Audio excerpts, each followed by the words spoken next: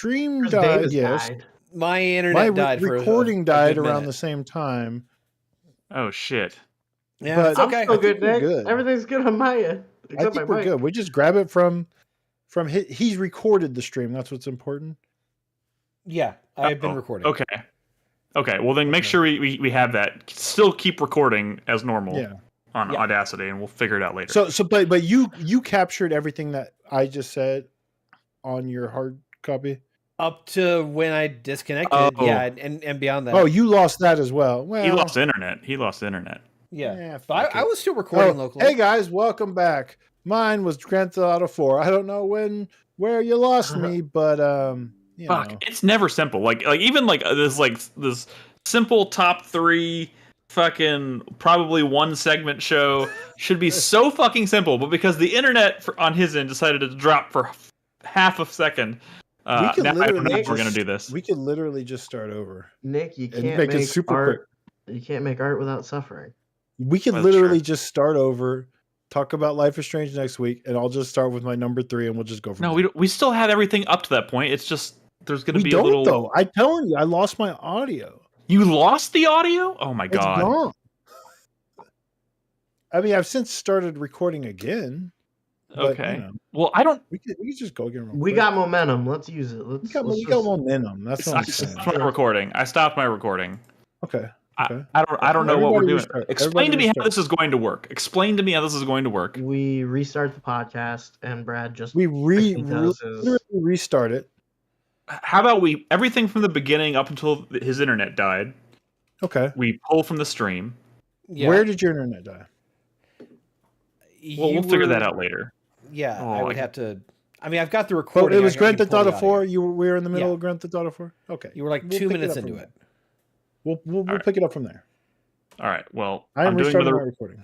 Doing another quick roll call. Hang on 1 second. Let me set up here. Everyone, Crispy also keep rolling on my audio. Okay. I've restarted mine. Fine. Just close. This was supposed to be simple, and now the editing is not going to be simple. You know, we were on the first one, and we got some of it. So, you want me to give like a high-pitched scream so you can find the waiting form? Sure, actually. Okay, hang on. Take your headphones off, everybody. Headphone warning. Headphone warning.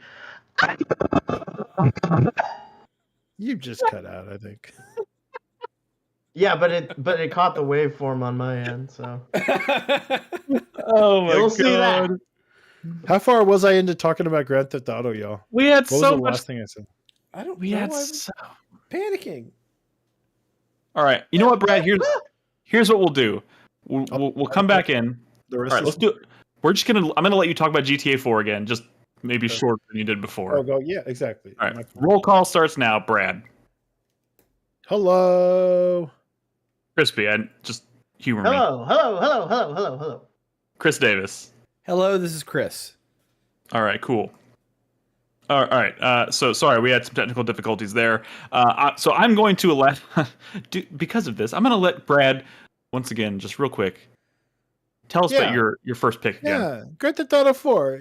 You know, it was the game. The clip went viral, gave us the momentum to kind of keep doing what we wanted to do for years. Even when people were showing up to watch me play Grand Theft Auto, spooky games, or whatever, it gave us enough of a boost early on to let us kind of do our dumb podcasts and our top. Let us be variety streamers. Podcasts. Let us be variety streamers back in an era, or in an era where I guess that was the only kind of. I mean, it was the Wild West. It was the Wild West back then.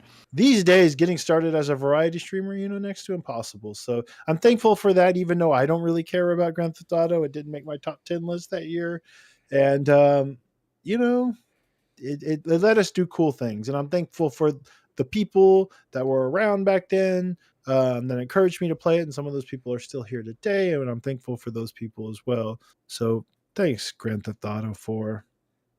Cool. Crispy. What's a game you're thankful for? Okay, so in the same vein of Brad's pick of Grand Theft Auto 4, just kind of for where it put him in life, right? I picked a game similar, I picked Assassin's Creed 2. Oh. For two reasons. A, this was a game that I played a little bit of right before I moved to Texas, and then I couldn't finish, and then I went and played it right after I moved to Texas. I mean, this is a big move. This is like 1,500 miles away from home. The only time, the second state I'd ever lived in, right? Like moved out of Florida for the first time in my life. And I sat in my apartment, jobless, and I played this game, and I played the fuck out of it in like a 48-hour period. And had so much fun with it, and was like, oh, this is so fucking cool. And I was like so into all the puzzles and the deep lore and everything. This was pretty close to the height of my Assassin's Creed fandom. This is also the game that like I was sitting around my house thinking, man, I'd go play that and finish that game. And then I drove to the Arboretum, to the GameStop there, and they had a sign for a job fair where they were hiring. I bought the game, and then I was like, I'll apply for a job at GameStop at that job fair. That's when I got hired. That's how I met Nick. That's how I got involved in all this. Whoa. Dang. Right. See, Assassin's Creed isn't all bad. It was pretty good. Yeah, it was pretty good. Assassin's Creed 2, honestly, probably one of like if you want to look at like sequels in terms of like improving on the original, one of the most dramatic improvements on a sequel ever made. So good. And then Brotherhood, yeah, I think Brotherhood might be I have maybe stayed with Assassin's Creed a lot longer than some of us here, but I still think Brotherhood might be my like kind of where maybe I peaked in terms of fandom. I think that's where I did too. Black Flag. I mean, I liked the next ones. I liked the next ones kind of like going down. Black Flag was definitely a like, whoa, back up. But yeah, I Brotherhood, I don't think I'd ever felt that way about Assassin's Creed before or since. Yep. I totally get that. Yeah, cool. I'm thankful for Assassin's Creed 2 as well. For all the reasons. You can't steal a number 3. I'm not saying it's my number 3. I'm just saying I too am thankful. So Chris Davis. Yes. What are you thankful for? So my number 3 and number 2 kind of tie into one another because they share. Oh, you mother! I told you he'd find a way. He is a wild card. Weird. They're both games. All 3 of them are games. So okay. So are you about to drop 2 choices at once, or like how's this working? No. Okay. I will explain, sir. If you just give me a second. My number 3 pick is for Call of Duty 4. Okay. Specifically, the multiplayer experience of this game is where I met a bunch of friends online. And we spent probably the better part of 5 years playing COD and other stuff together. Some of us we met like before this through another game. That my number 2. Wait a minute, this doesn't sound like us. Well, no, yeah, talking about this on the podcast. Those motherfuckers. I mean, here's the thing: is that there was life before 4Player. I did more stuff before 4Player. So next thing you need to tell me is he secretly does a Call of Duty podcast with these other friends. Don't have to get weird about it. Jeez. Yeah, no. But I was really big into more full life before 4Player. Yeah. We don't talk about those days. Yeah, no, we don't. It was a dark time. Yeah, what was that fucking outlet that you were this fucking? Well, I was at Gear Critic one before Hooked Gamers, and then I was at 4Player. Hooked Gamers, that's what it was. That's what they're still going pretty good these days. Yeah, they're doing pretty good. Yeah, last I saw them anyway. So, but yeah, Call of Duty 4. It's where I met a bunch of friends. It really kind of solidified me for a good decade into playing online multiplayer games. It was a scene where I met a bunch of friends. We just had every fun for like at least an hour, almost every other night. It was one of those games where, you know, I'm in college at this point, and I'm looking for cheap things to do that I can do on a any given night that I want. And a daily basis is what we call that. Huh? On a daily basis is what you mean. It was basically on a daily basis for a good while, yeah. But it was just something that I could rely on for connecting with friends remotely and having a lot of fun. I probably put at least 1,000 hours into Modern Warfare. Jeez. Yeah, I mean, it's just... He doesn't fuck around, man. No, I mean, when you're playing like an hour or two a night for a year, and then playing a little bit more beyond it when the following Call of Duty came out, like, it adds up. So... Funky Duck in chat wants to know what your favorite COD 4 map is. Can you remember? Overgrown. Yeah, look at that. Overgrown. I knew he'd have it. Overgrown. That was the Chernobyl map where it's just a farm and a small village just covered it's like in the vines really and stuff. open one spread out kind of. It's got some open parts Sniper to it. Paradise. There was was like a but... train yard or something? I know what you're talking about. I think you're talking about Modern Warfare 2. I don't remember the name of it though. No, not Modern Warfare 2. Modern Warfare is the one I played a shit ton of. Depot? Describe Depot. Okay, we're getting into the weeds here a little bit. But it's nice to go down, memory lane, I guess. Yeah. For COD. COD 4 is still my favorite COD. I mean, take that however you will. So my although the multiplayer is the most played thing of the game I did, the arcade mode for the campaign was my favorite aspect of that game. The arcade mode? Yeah, it was after you beat the campaign, you unlock this arcade mode in which you play through the campaign, but you're on a timer and you rack up points by getting headshots and getting combo kills and stuff like that. At one point, I was number 8 in the world for the overall scores for the arcade mode. That's cuckoo bananas. Did you get that Mile High Club achievement? Oh, of course I got the Mile High Club across achievement. all platforms or on Xbox? I think I was number 8 on Xbox. I think I was like number 16 all platforms. Something like that. Fucking scrub. I mean, I had a lot of fun with that mode. I knew exactly when enemies were going to spawn and exactly where to pre-fire and get headshots and stuff. And yeah, it was a time sink and I really enjoyed it. So Chris Davis got war stories. Yeah. I mean, 2007, right? Is when that shit came out, dude. Yeah. 2007, arguably. Mario Galaxy, some Rock Band. Come on, man. We had other fish to fry. Halo 3. I mean, Halo 3. I was playing a lot of Halo 3. Yeah. Shit. Yeah. Stalker, Shadow of Chernobyl. Actually, I probably played that later. Yeah, you had to play it later because barely anybody could run it. No, 2007 was, in my opinion, probably the best year of gaming ever. So it's a good year. Did you know Did you know not everyone accepts 1998 as like clearly maybe the best year for video games of all time? Literally what I just said. I just think it's crazy. I understand that some people will say like, oh, well, I wasn't that old, or, I think this year was really great, 2001 or 2007. I'm like, sure. But I've never seen anyone like try to like tear down 1998. And let me tell you, I have seen a group of people online try to tear down 1998 and they just sounded like idiots. Just idiots. Yeah. The birth of so many like goated franchises and like things that like everything was 1998. It was crazy.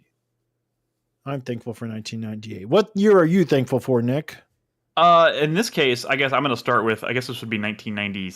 I can't remember if it was 1996 or 1997. And there's actually 2 games I could pick here. One of them is one of my favorite games of all time, so I'm not gonna go with that one. But I'm gonna say Super Mario 64. Okay. The other one being Ocarina of Time from 1998. It's funny. But I into mine. But look, Mario 64 I think was really special because, and I've talked about this before in the past, how when I had a Super NES and just a Nintendo system, like I was just gaming did not have the same appeal to me. It didn't capture my imagination, I guess, enough. I don't know what it was. It was just, there was something about it where I just kind of couldn't. I was like, at that time in my life, I was like, I don't think gaming is for me.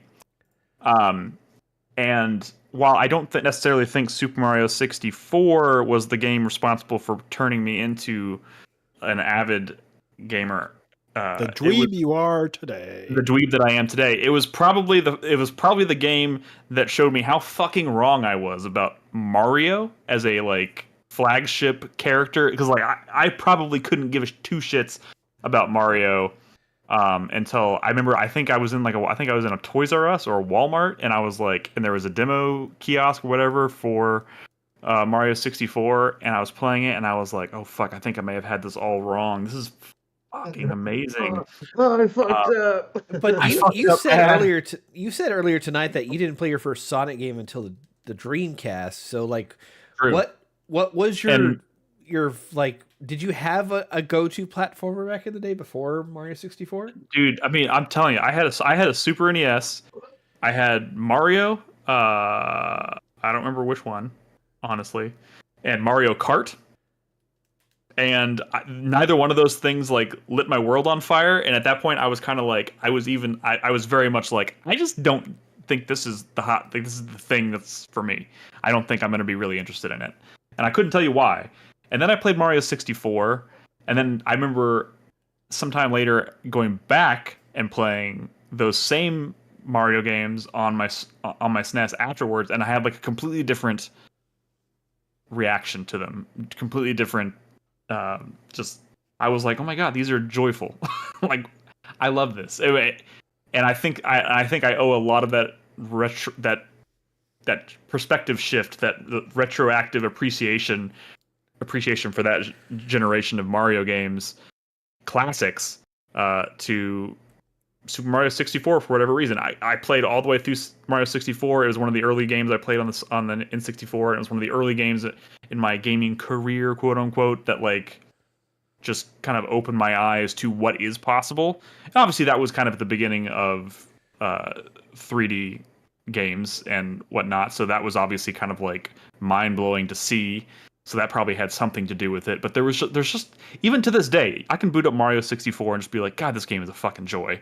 I don't think it's possible to be playing this game and not, unless you're racing each other. Did you buy it when you when it was on the Switch, released for the Switch or whatever, like that collection? Yes, I did. It had Sunshine on it as well. Yeah. And Galaxy 1, not 2. Yeah. I think all 3D Mario games are all those, like the core ones, Sunshine, Galaxy 2, Odyssey. I think all of those games are fucking incredible, but I still don't know if I like any of them more than Mario 64.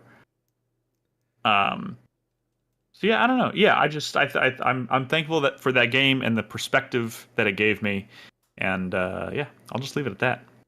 Pipeline? What about what pipe? What are you asking me? You just muted to talk about Modern Warfare. It was a Modern Warfare Call of Duty. There was a level called Pipeline. It doesn't have any trains on it, but I remember it. Yeah. Well, I don't fucking remember the trains. Is the first thing that came to mind. I'll look it up for you. How about that? No, that's fine. All right, I'm saying I don't remember the trains.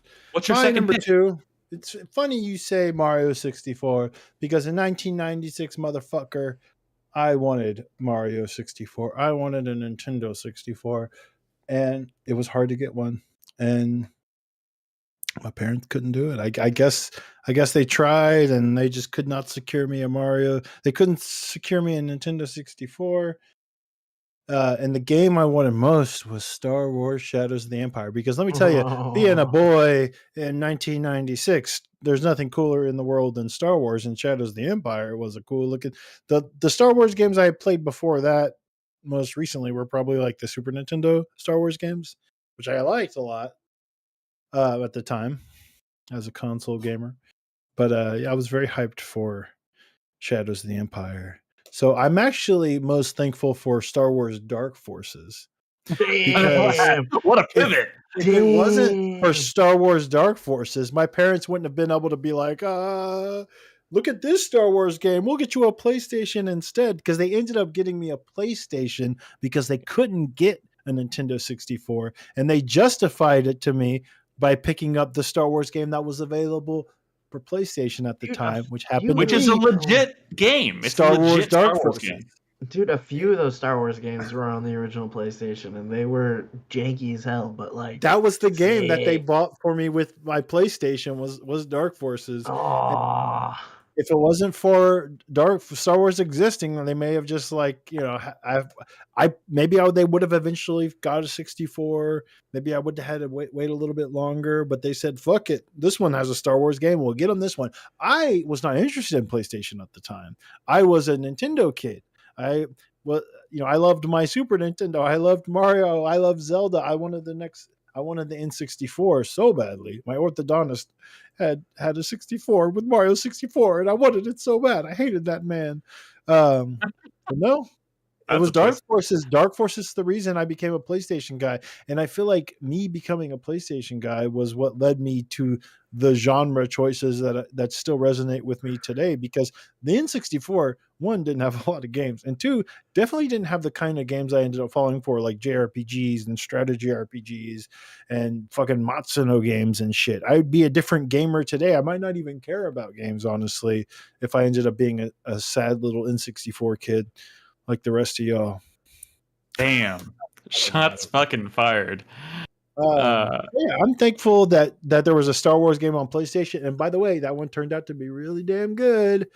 I did kind of feel superior. You know, I don't know. Maybe I made it my personality to kind of like. Does that game still hold up? Like, on Shadows of the Empire back in 1996 when I was playing Dark Forces, but felt pretty right at the time. And maybe as someone who owns Dark Forces is a better game than Shadows of the Empire. As someone who owns Dark Forces on Steam, is it hold up? Is it worth? And also they did that remaster. Absolutely, yeah. It's just like a classic Doom game. Okay, I should check that out. In fact, I think it's on sale, or it's on like a Humble Bundle. I think right now. Now I need to check. Is there such thing as is there like a non-remastered version out there on Steam, or if I own Star Wars Dark Forces, just get the Night Dive one. What are you talking? That's what I'm trying to find out if I have the Night Dive one. I think it's on the Humble Bundle right now. You could get it for like nothing. Like you support a fucking. I'm checking. While I'm looking into that, what's your number 2, Crispy? My number 2 game that I'm thankful for, I am going to pick Disco Elysium. Ooh, yeah, that's a good choice. And I think because that's when he became a communist. That's when I became a communist. Yeah. Yeah. That killed the liberal in me forever. No, but like I don't know. Like I had such a that was such a blow the doors off of it moment.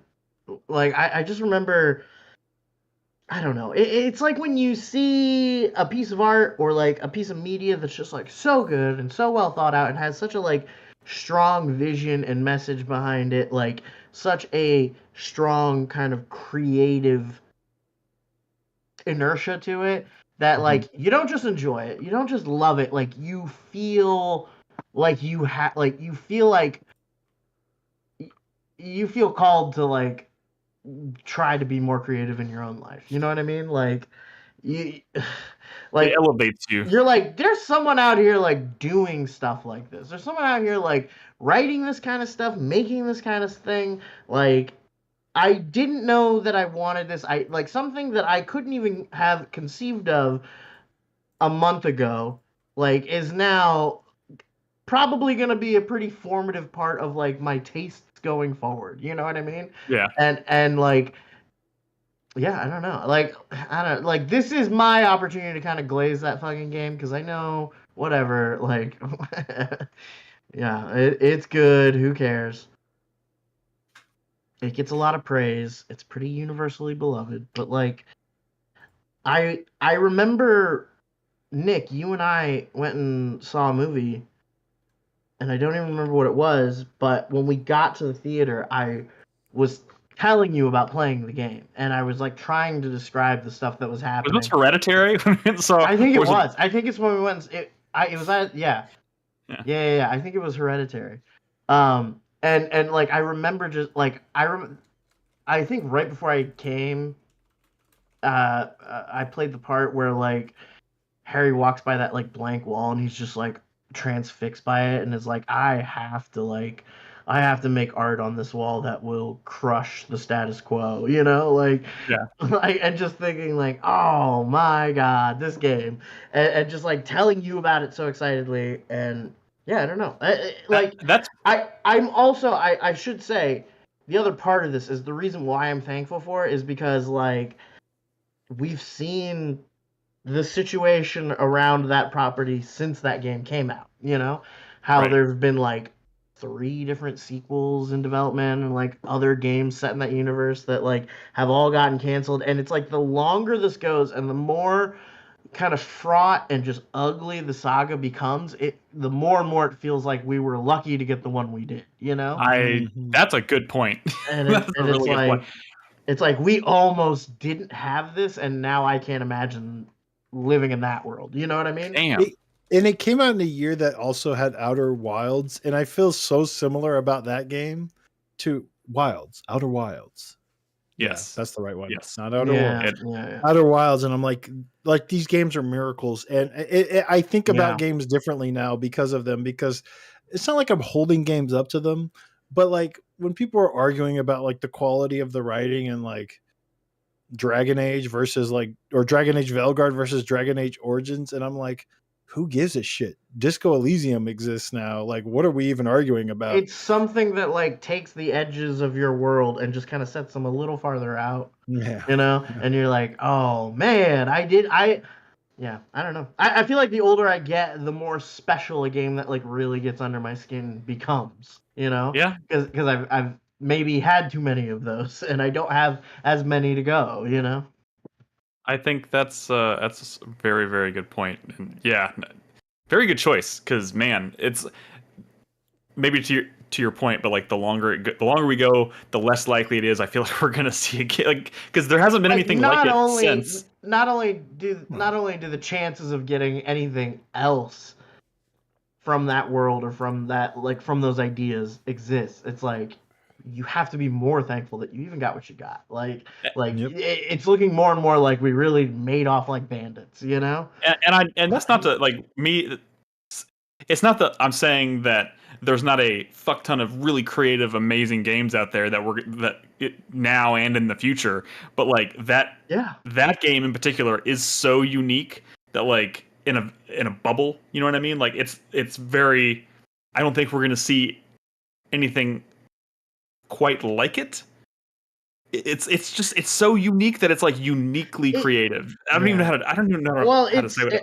Maybe it's also just kind of like the like we talk a lot about the industry side of things, or at least the scuttlebutt of the industry, you know. Right. You know, Brad talking about Psych Odyssey, like that window into development, and this game, the more like it feels like someone tricked a company, like a corporate entity, into making this excellent piece of art that like really is antithetical to like what this system what this system is supposed to be able to do and like won't do, you know what I mean?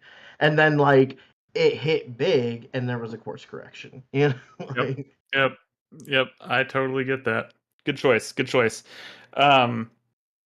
Chris Davis, is your next choice the one that you said is related to your last pick? Yes. Modern Warfare 2. No. This Halo. Is it stems from multiplayer again. Okay. But this is actually the prequel to my favorite game of all time, which is Splinter Cell Pandora Tomorrow. If Call of Duty is your number one game, Chaos Theory. Yeah. Oh, Chaos Theory. Oh, I misheard. Yeah, I mean, like, so Call of Duty was the one that kind of locked me into multiplayer for a number of years. This is what got me into playing online games to begin with. This Me was too, this kind of actually. this game came out just as Xbox Live was coming out, which had the broadband subscription requirement. This was about when was this? This was 04, I think. Yeah, 04. No, 03. This is my parents had just divorced. I've been going through a rough patch with them.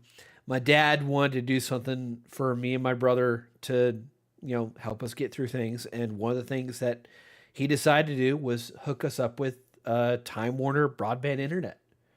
And because of that, I was able to use my I was probably making $200 a week working at Dillard's, my first job out of high school. I'm learning all kinds of shit about Chris Davis right now. I used that to buy a year subscription to Xbox Live, and I loved Splinter Cell. So when they showed off Pandora Tomorrow with multiplayer, I was excited, but I don't think I had an inkling as to how much I would just fall in love with this. This is probably one of my most played games ever, if I'm being honest here.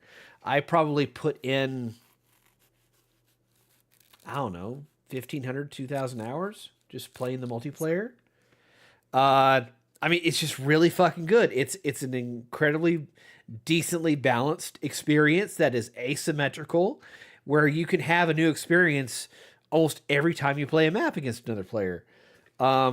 It's so fucking good. This is not so secretly really what Chris Davis is hoping for every time they talk about maybe a new Splinter Cell coming out. It's the asymmetrical multiplayer from Pandora's Tomorrow, right? 100%. Chaos Theory specifically, because Chaos Theory balanced and perfected what Pandora started.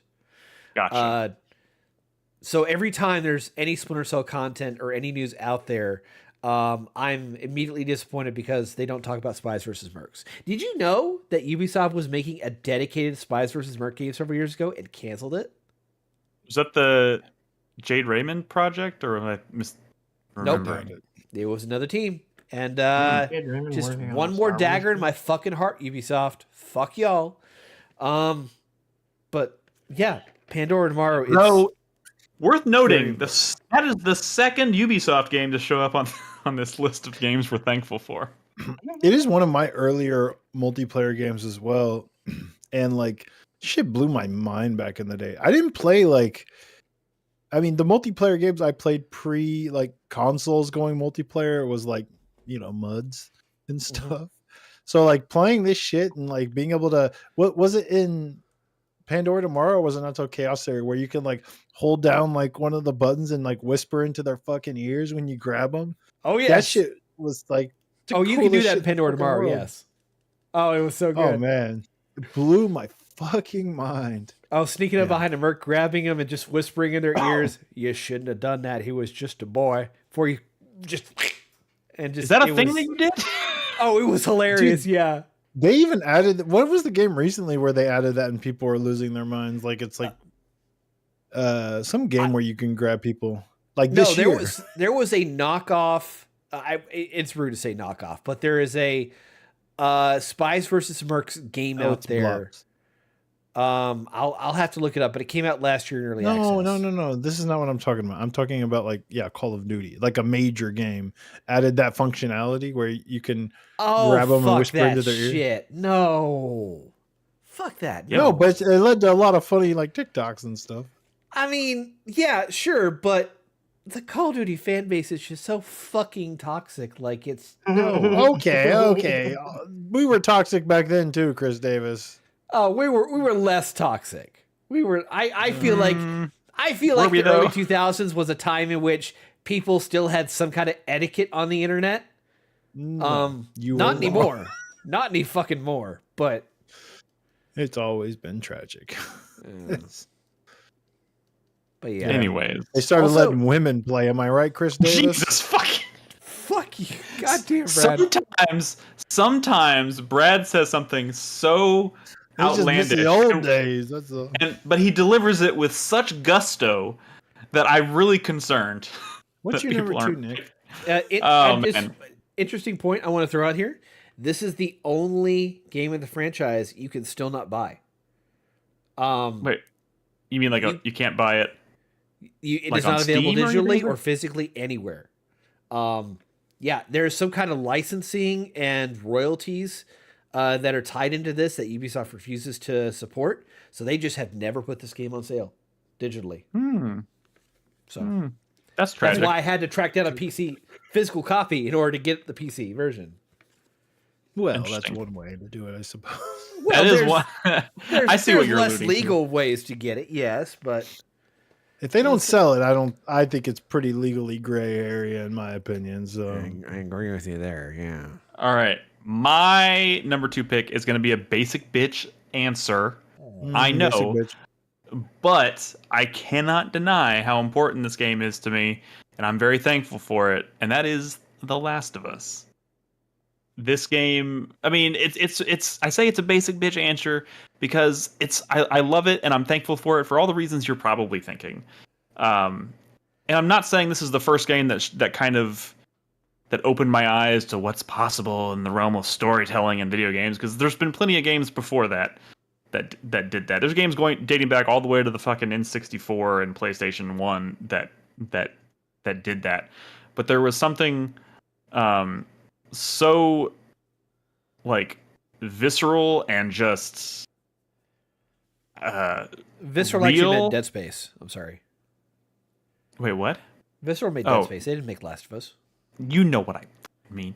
No, there is something very visceral and real and human about the story. And I'll be honest, and I'll say, I've said this plenty of times. The Last of Us Part 2 is probably what I actually consider to be one of my favorite games of all time at this point. But the first Last of Us is obviously responsible for introducing us to those characters who have now become hugely important to like the industry and to in pop culture in general now, especially now that it's been adapted into a very popular TV show. But yeah, there's just I still remember the first time I played that game and being constantly kind of in awe of and I'm being like I've always loved stories in games, but like I've only been seeing like they've only been scratching the surface, and this feels very like a different. It's like a different animal. I don't know. It's and it just hit hard. It hit hard. It made me feel emotions that I hadn't really ever felt while playing a video game before. Although I take that back because I am thinking about the end of Final Fantasy X, and that shit made me cry like a baby. But The Last of Us is still very, very near and dear to my heart. And yeah, I think, and that also like kind of plays into my love of other similar games that I will not mention here. I don't even actually know what you mean. You know, Days Gone. You mean Sony exclusive games. Days Gone. Oh, Days Gone. Days Gone. Yeah, thankful for Days Gone. Did you know that on Giant Bomb, Turbo Sean? Yeah.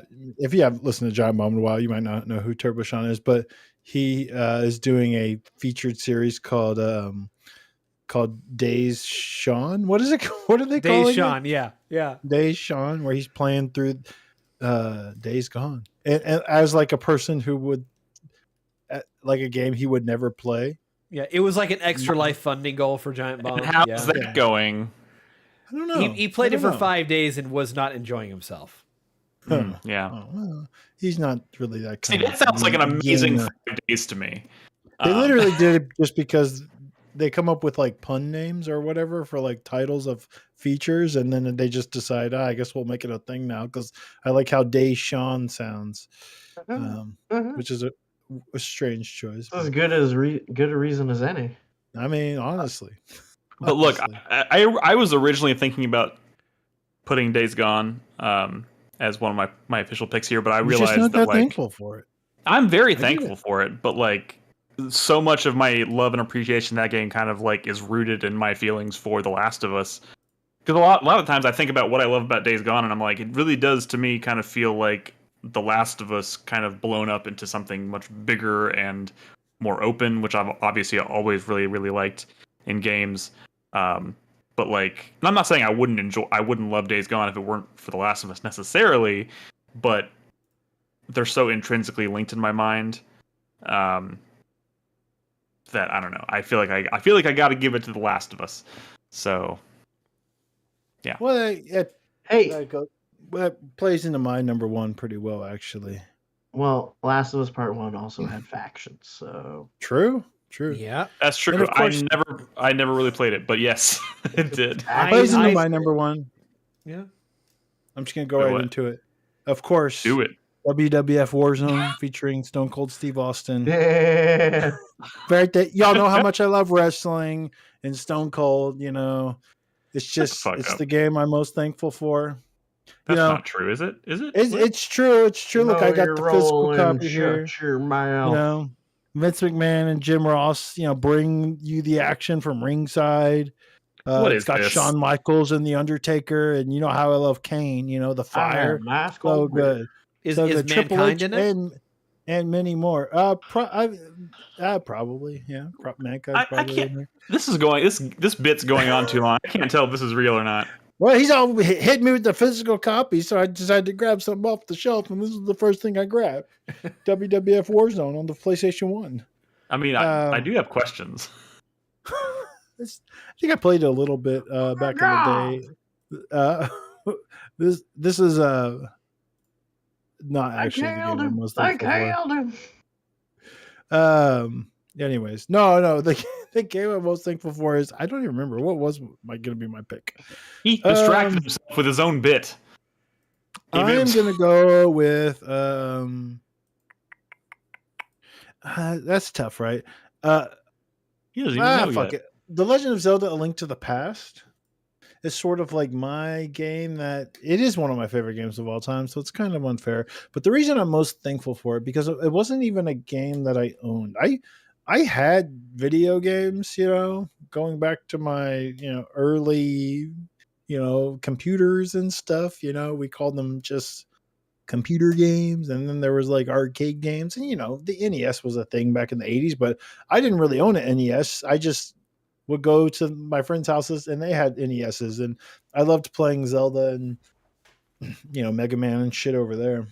It's just kind of how I played my video games. My parents were very much video games are the devil, but whatever. I was a good kid. I made good grades. And eventually I was like, you gotta fucking give it up, dude. Because I had two older brothers and they were kind of like, not great students or anything. And I was like, I'm fucking killing it over here. Buy me a Super Nintendo. And they're like, I guess we have to. And, I enjoyed my Super Nintendo and Super Mario World and all that stuff, but I wasn't like really into games.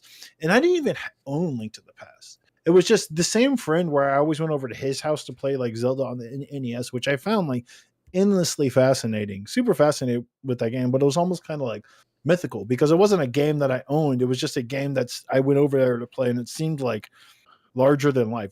I mean, I don't know if you'll have those memories growing up of like, the games that you didn't have that your friends had just seemed like the craziest thing in the world. Right.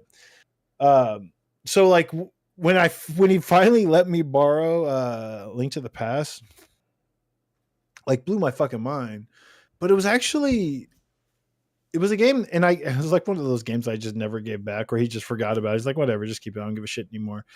It was actually like later when I think I got my PlayStation or whatever. And even then I was into games, but it was more just like a thing that you had because every kid cared about video games in the 90s. So you just had a video game system.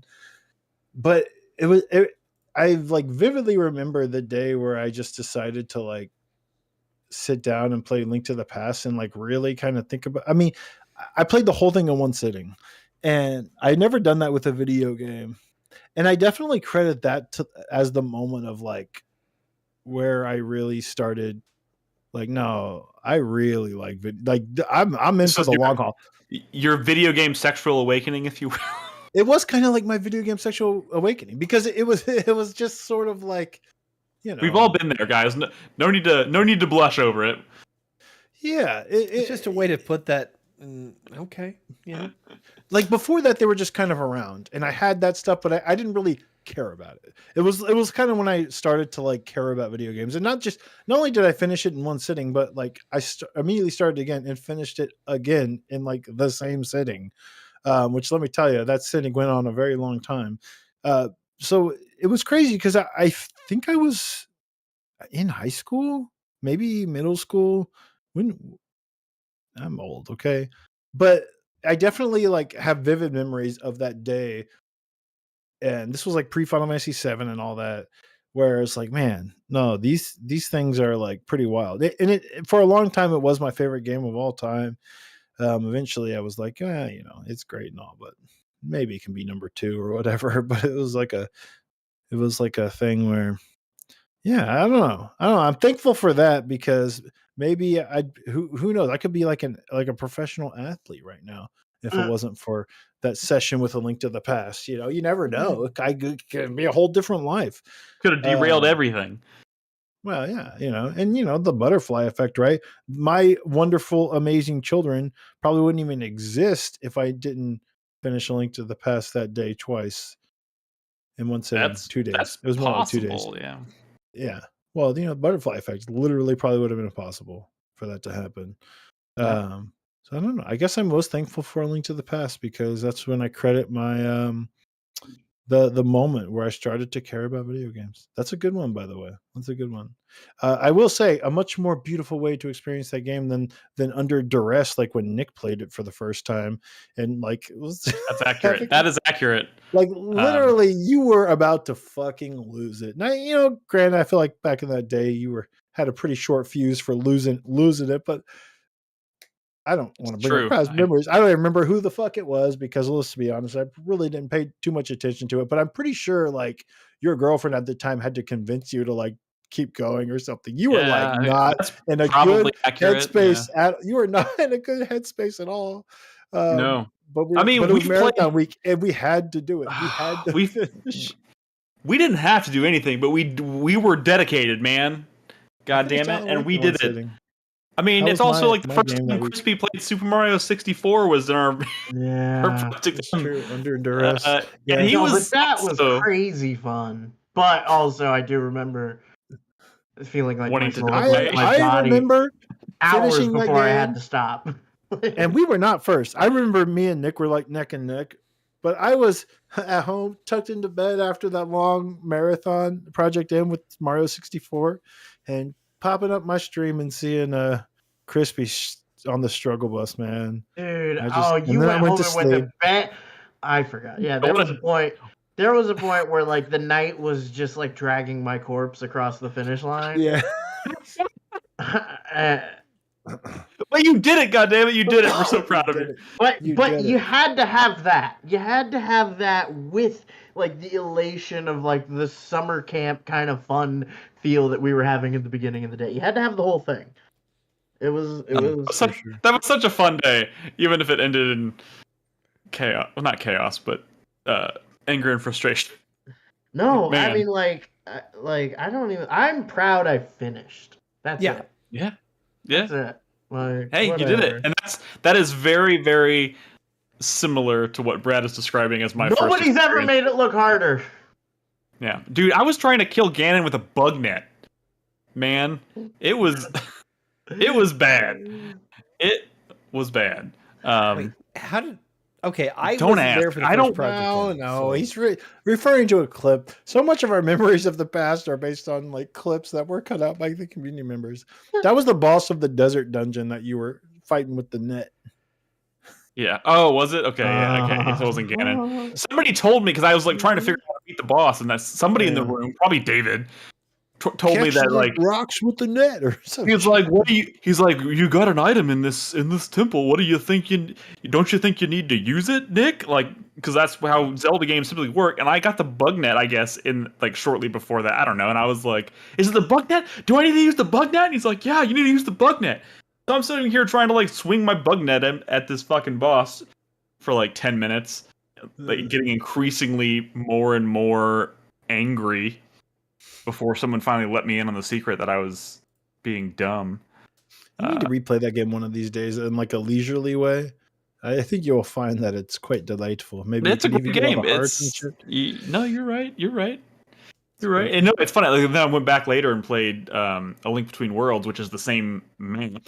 And I was like, that was a much breezier, in more ways than one. It was a much breezier experience because it's just an easier game, but it's also like I wasn't playing it under duress. And I was like, oh, this is pretty great. Anyways, Crispy, what's your last pick of the night? And this is difficult. It always is. It's got to be Destiny. It's not Destiny. Although Destiny's pretty cool. Okay, I'm calling an audible, and I changed my mind at the last second. My third game that I am thankful for is... Let me make sure I get the title right.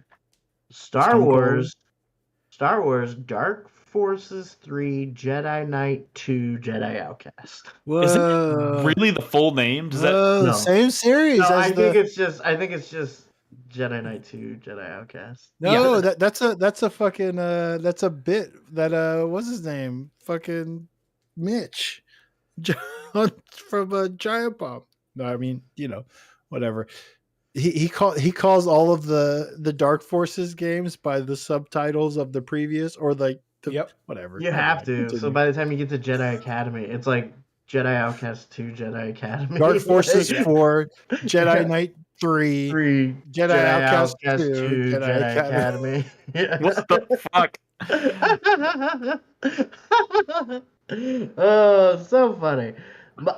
Okay, so beyond just being an incredible game, I love that fucking game. I remember that was early in my journey of being into video games as a hobby, when I'd be reading magazines and stuff, and I saw the first teaser ad for it in Electronic Gaming Monthly or something.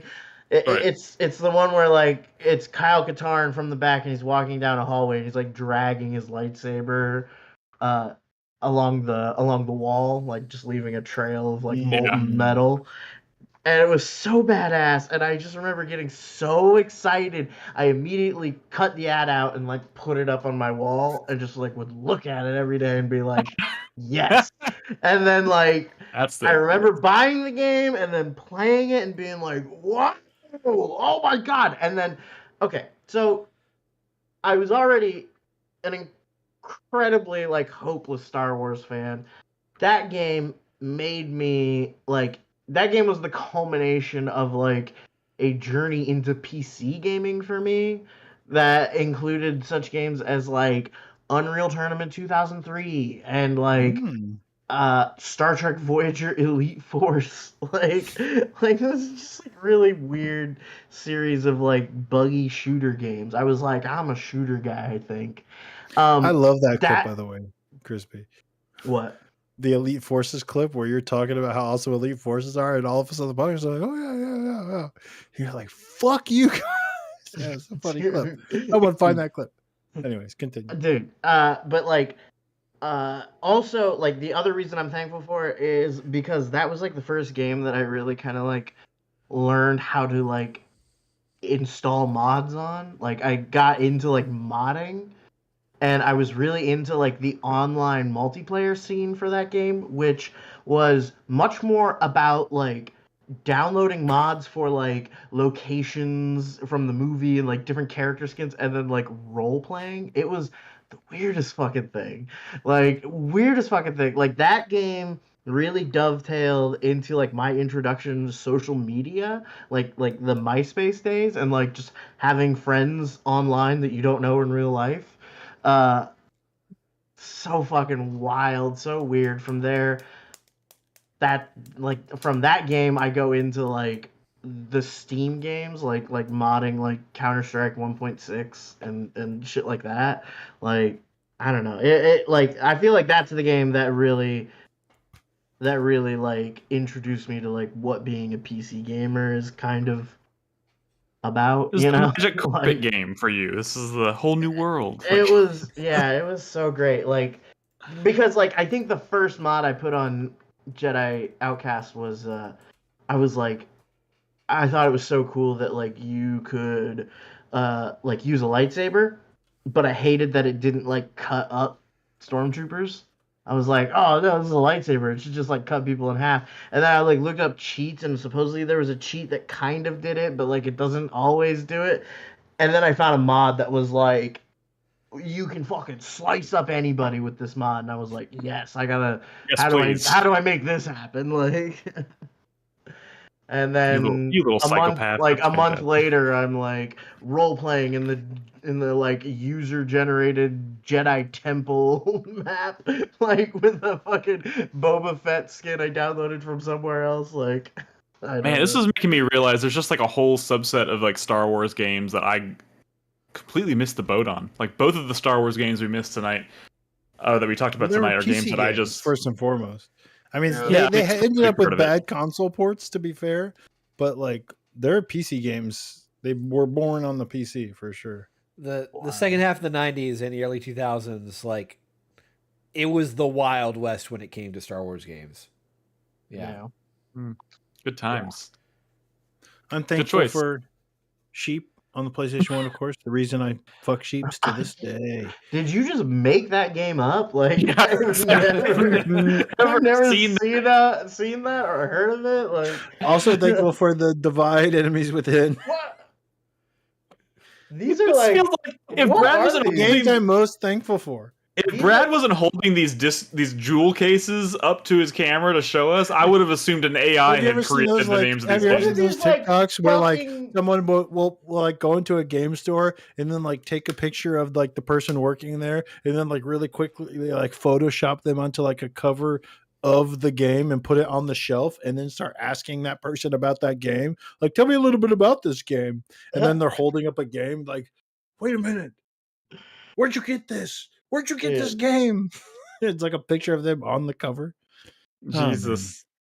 These games are like You Never don't know Mandela about Internet. sheep? You don't know about sheep? These are like Yeah, Mandela yeah. effect, like fucking interdimensional cable ass video games. Like, these aren't real. Talking about. Look at the back of that. These are all Photoshop. You created these. This is an art project you did in school. This is what you've been working on the whole episode. Yeah, that was. Uh, I'm not familiar with Sheep, but I am familiar with Sheep Raider. So Oh, that's that a a good thing? one actually. That's kind of a deep cut. That's a Yeah. that's a Wile E. Coyote game, right? From the yeah, for the Looney PlayStation 1. Tunes. I do think in all the Yeah. chaos of this conversation, we did gloss over the fact that Brad did just say, quote unquote, the reason I fuck sheep to this day. I just want to make sure that's out there. I said Yeah. sheeps. I'm Actually. pretty Sheep- sure I'm it's already sorry. clipped out. Oh, fuck. Okay. Chris Davis, what is your final pick for the night? Unfortunately, I do not have a physical copy of this game. God. Well, What? That's the whole bit, dude. I actively have a tab open on eBay looking at listings for it. Oh my God. Easy, Yeah. buddy. Easy. You're want moving into a home. look. I Don't do have that. look. I'm gonna have space on my walls to put stuff and shelves and all that. And I've recently started collecting big box games, so I want to have some big box games. My number one game I'm most thankful for is probably Half-Life 2. There we go. I know that sounds like a cop-out game, but it's a game that I go back and play about every year and a half. This was actually the 20th anniversary of the release this month. I've got it installed, ready to go, and I want to play through it again because they've done some updating and some work on it, which is really cool to me. Which is wild. It is. It Considering. absolutely is. But also at the same time, like, it's probably one of the most important game releases of the past 25, 30 years. That's very true. Like it was the breakout game for creating a compelling cinematic narrative experience. Was that the break? I mean, not trying to undercut you. I'm just genuinely curious. Is that widely considered to be like one of the earliest? like the first one, maybe. Yeah, like it was the one where you were in game and your characters were emoting and having conversations in real time with you and you were experiencing it. What year did Half-Life 2 come out? 2004. Yeah. Okay, so that's The first one's credited that with like along with like Metal Gear Solid and stuff, but Yeah. I mean I mean, it obviously did a lot of important shit. Yeah. Correct. And I mean, but also like what Valve did with their Source engine and making it basically free to develop on and do all sorts of things with it. Like, I'm pretty certain like a third of the games out there that have been made in the past 20 years would not have been possible without Half-Life 2 as its guidance. And just this playground for people to get into development and experiment and try new things. I mean, you mentioned The Last of Us. I'm pretty certain that game wouldn't exist without Half-Life 2. I think you could How does that track? The butterfly effect, Brad. The butterfly effect. Yeah. I mean, true. I guess. I mean, it wouldn't exist without Jack and Daxter. That's for sure. Yeah. I mean, Also true. it is just such a phenomenal game from start to finish. There is no point in that game, in my personal opinion, in which the game lags or is inferior to the overall experience. Boat sequence. Brad. Canal? Well, he challenged me. I think Canal's didn't pretty challenge. good. I liked the drive around the boat. That was fun. All the vehicle sequences are pretty good in that game. I thought we were talking about pacing. I mean, look, I'm just messing with you. Yeah. I love Half-Life 2. Like it's just kind of fucking incredible. Although I did play the first time I played Half-Life 2 was on the original Xbox, and let me tell you, was kind of nausea-inducing. Let me tell you. You chose the wrong platform to play it on, unfortunately. Actually, my first experience playing Half-Life 2 was the orange box. I just realized. Well, that was only 3 years later, so that's I think that's okay. I mean, yeah, it was probably not as bad as the original my Xbox PC at the experience, time was not running games like Half-Life 2. Yeah. Well, I mean, few people's PCs were doing it. But the thing is that they really fucking optimized that game. Like, unless you were playing on like a Pentium 2 or something like that, like, you could probably play Half-Life 2. Maybe like at low settings at 480i, but you're playing it. And yeah, I was still playing Infinity Engine games, honestly. I don't think I was getting close to running Half-Life 2. I mean, you never know. But Valve just did such an incredible job building up a game and 2 expansions that, I mean, they raised the bar. I mean, figuratively and literally in some ways, yeah. It's really cool. For the 20th anniversary, Valve is actually going to be re-releasing that making of book with new content, including cut content from what would have been episode 3. And they also remastered and re-released their demos from 2002 and 2003 to watch.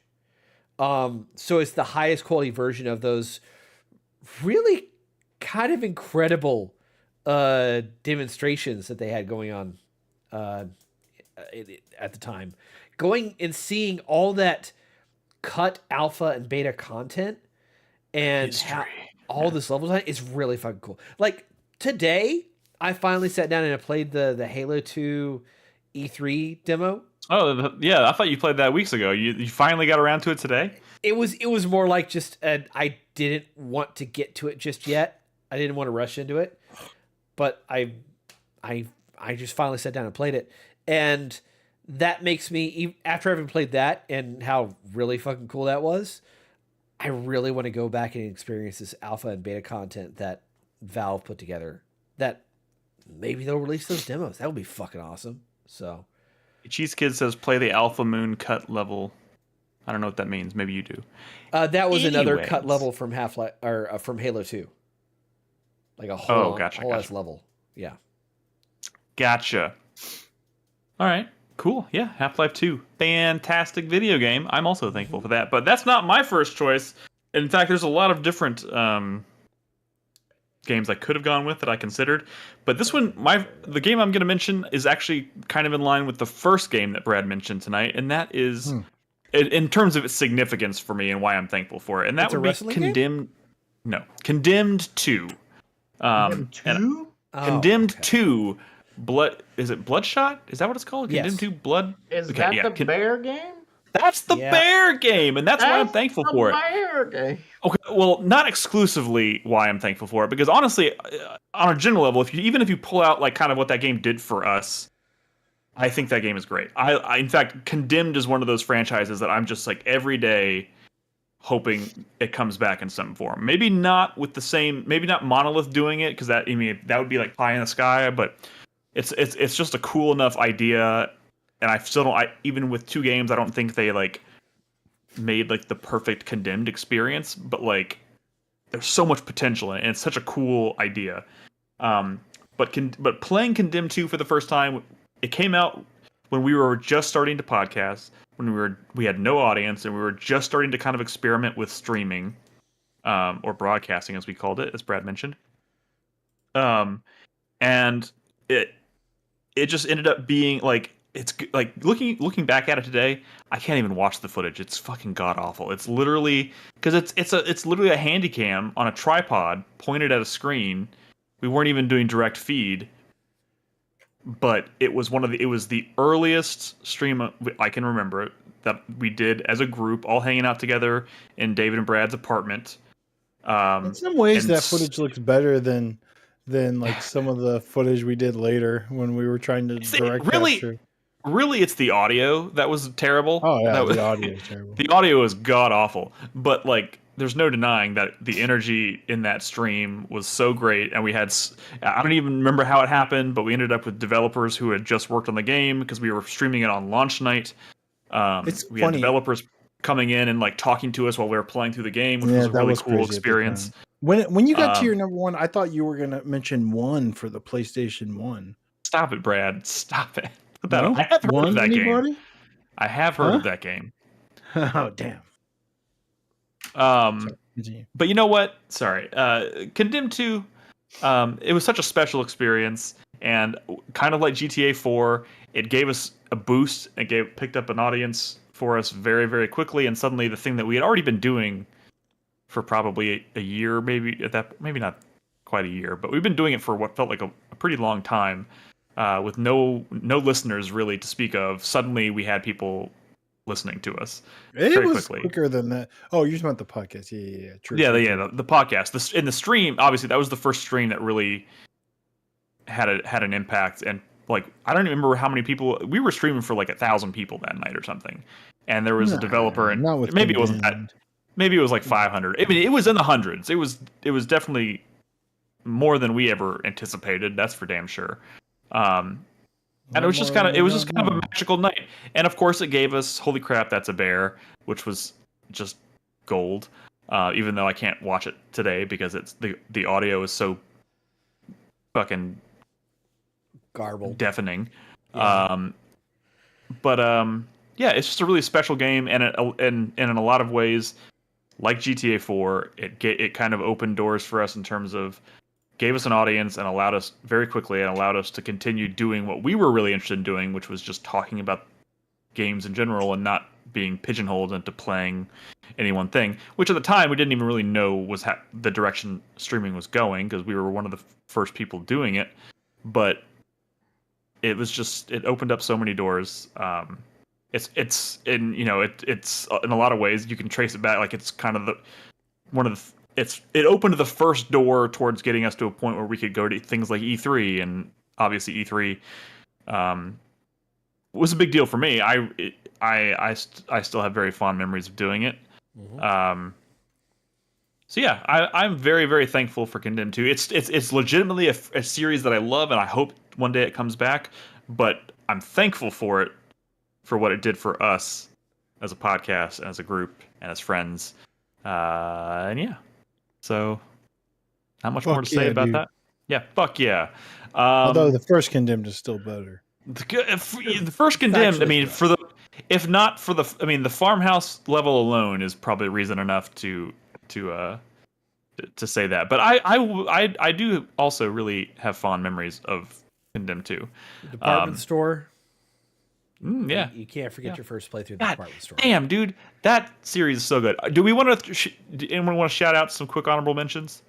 No Man's Sky. No Man's Sky. There we go. We shouldn't have that game. Shouldn't have turned around as much as it did, But it and did, and we're we're lucky it thankful. did. Yeah, I get it. I was gonna mention PT, because not necessarily because one, it was another great stream that I remember experiencing for the first time with all of us together in the same room. That was unforgettable. But then on top of that, the impact that game went on to have on the horror genre in general was a really big deal for me, because it led to a lot of really cool games that I love, and I feel like they wouldn't really exist, at least not in the form that they're in, if it weren't for PT coming first.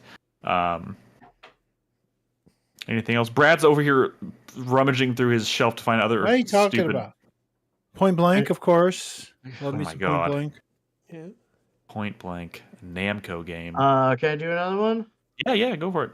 We're just shouting them out. The first Overwatch, because that was like my COVID socializing game, or the main. Got you through some tough times.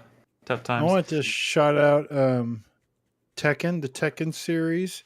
Been a Tekken fan ever since the demo disc for the PlayStation 1 when I played Tekken 2. But I was playing a lot of Tekken in the arcades when I was in high school, and then when I went to school here in Austin, and I kept running into David in the arcades. And we had, we weren't really friends in high school, but we knew we had a couple classes together, so we definitely knew each other. But it wasn't till like I kept running into him in arcades when we were both going to college that we sort of started like talking. And then it was when I ran into him in like a Game Crazy, like back in Houston or whatever, or Sugarland, and where it's like, oh, this shit's crazy. And it was like enough like happenstance where we kept bumping into each other. He was playing a lot of DDR back then, I guess. That sort of got us talking and saying, you know what, we should like do something. And the rest is history, man. So shout out to Tekken. I would have never been in the arcades if it wasn't for Tekken. Played so much shit. Shout out to Twilight Princess for inspiring the first episode of 4Player podcast ever. True. Shout out to thankful for Slay the Spire, of course. Played today, man. Got really close on a heart kill, Ascension 20. Just today on the shitter. Love it. Absolutely love it. All right. Shout out to Prey and the Evil Within. Prey and the Evil Within from great studios that Microsoft decided didn't need to exist anymore. Yeah. And you said Metal Gear Solid. That's a good one. I would, if I had to pick a Metal Gear Solid, I would probably pick Metal Gear Solid 2. Because man, that game was I'm thankful for Puppeteer. I'm thankful for the whole that shouldn't have ever existed. Puppeteer. I'm thankful for Japan Studio, and fuck Sony for shutting them down. I'm thankful for Death Stranding. Yeah, there we go. I'm thankful for UFO 50. I'm thankful for video games and for friends. Oh, I'm thinking video games first? Yes, video games first, all the way. I'm thankful for Dragon Age, the Veilguard, because it made that week, or the week after that shitty Tuesday way better. I feel like everyone needed a game like that. Maybe it was a different game for everybody else, but for me it was easy to like kill a week playing Dragon Age, man. That's fair. So good. That game would probably be Stalker 2 for me. But Crispy, did you give up on Dragon Age, or did you what's up, dude? I don't know. What's up? I haven't seen you playing my copy recently. It gets good. It gets good. I know. I didn't give up, but I kind of gave in a little. It's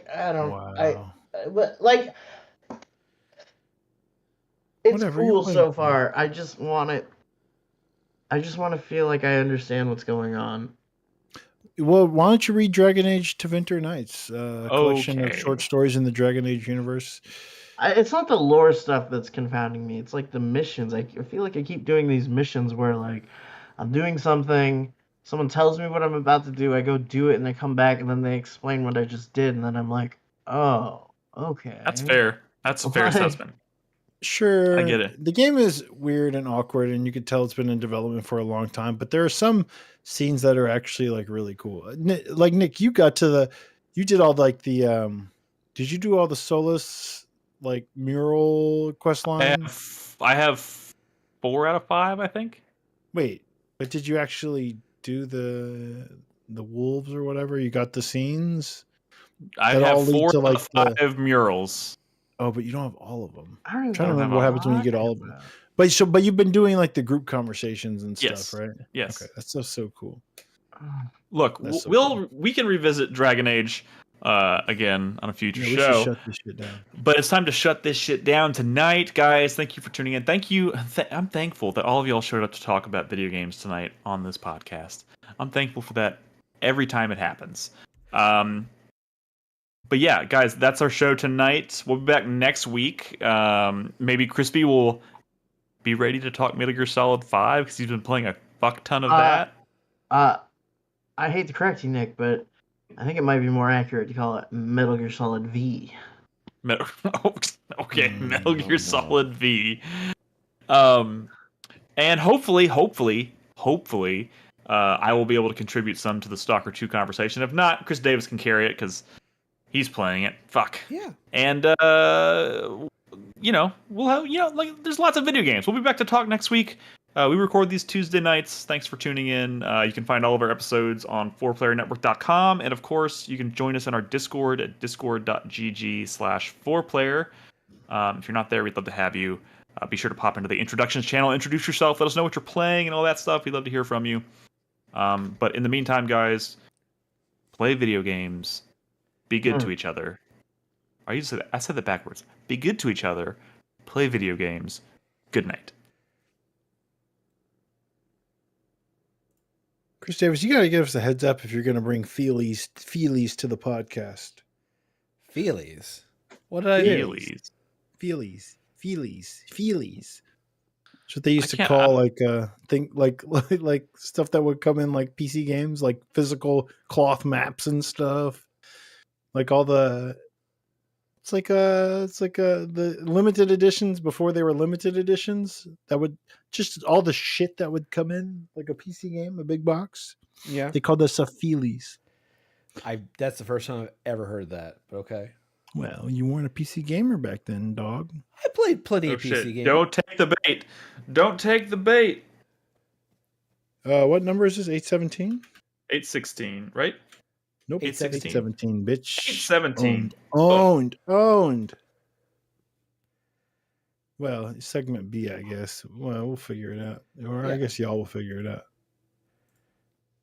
As long as we upload the files correctly. Video games. Ooh. I've been going hard on Dragon's Dogma over the weekend. Hard. Just doing everything in that game. Maxing out all the classes. I'm just becoming a Dragon's Dogma sicko. It's finally running great now. It's crazy. Like the difference between now versus how it was at launch.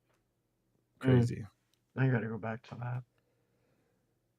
It's cool, man. I'm a warfare, so I can play. I'm like a multi-class basically. Oh, the one where you can pick whatever. But like where you can equip all the different weapons and like wear any armor. It's mostly for like fashion Dogma reasons, right? You can wear any armor you want to, but being able to like swap between like the magic archer's bow and like you got to have a sorcerer's staff so you can levitate, right?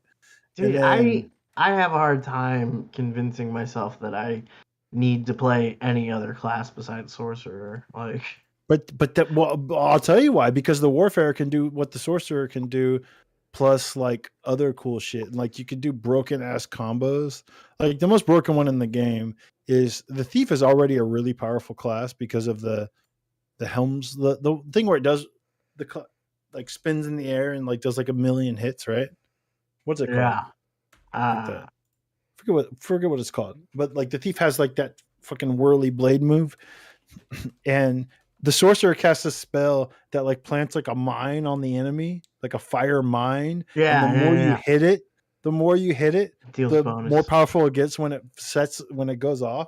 So you plant one of those on the enemy, you switch to the thief, and you do that like fucking whirly spin move, and it does like 1,000,000 hits. And that when that thing finally explodes, it's just like one shots giant enemies. It's crazy. It's so crazy. I can't believe Dragon's Dogma is so similar to the first game, flaws and all. And like the curve of the difficulty curve is so wild, where everything starts off as so hard and scary, and then by the end of the game, you're just melting through things. And I don't like that. I want stuff to be like hard and scary again, but I just got so powerful. I don't know. It's wild, but it's such a fun game to just wander. No. First of all, I have the game on PS5. But it's more complicated than that. This is a game where it's just fun to wander around the world, because the world design, like the caves, like everything is so vertical and like feels natural in a way that most video game worlds feel like video game worlds. This one feels like just like fucking like very natural and like legit. Like it's very vertical, and you go into caves and it goes down and in like interesting ways. Like caves don't feel flat, right? You're just kind of like, I don't know how to describe it, but it feels less video gamey, even though it still is, in a way that, you know, Gentlemen, just feels great. I have to take off. I have to get up a little earlier than normal tomorrow, so I'm peacing out. Motherfucker, how early? About 6 o'clock, which is pretty early for me. Oh my god, you fucking disgust me. Disgusting. 4-day weekend though, baby. You can add archery. I mean, I use magic archer. Later, Nick. Go Bye, away. guys. All right. I use magic archer instead of regular archer on my warfare. Bye.